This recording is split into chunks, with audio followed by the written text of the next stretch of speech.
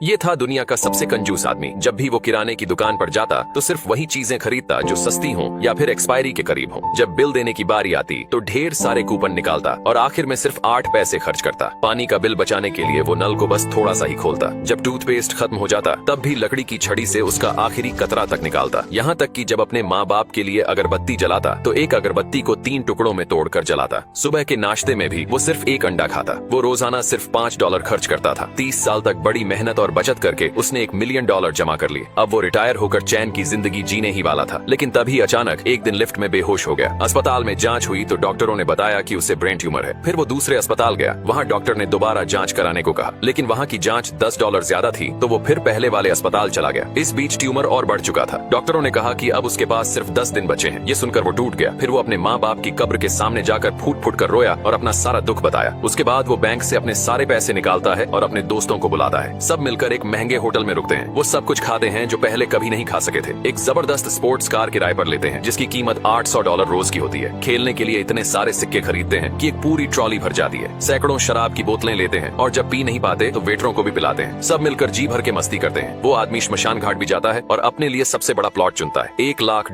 के नकली नोट खरीदता है जो मरने के बाद जलाए जाते हैं। वो मरने वालों वाला मेकअप भी करवाता है ताकि सब कुछ पहले से तय रहे। आखिरी दिन वो अपने घर लौटता है। वहाँ रखी हुई एक एक्सपायरी हो चुकी सॉसेज खाता है और थोड़ी ही देर में बेहोश हो जाता है। उसके दोस्त उसे फौरन अस्पताल ले जाते हैं। जब वो होश में आता है तो डॉक्टर बताते हैं कि उसकी रिपोर्ट गलत थी। उसे ब्रेन ट्यूमर था ही नहीं, असल में उसे फूड पॉइजनिंग हुई थी क्योंकि उसने सड़ी हुई चीज खा ली थी। ये सुनते ही वो जोर जोर से रोने लगता है क्योंकि उसने अपनी पूरी जिंदगी की कमाई कुछ ही दिनों में उड़ा दी थी।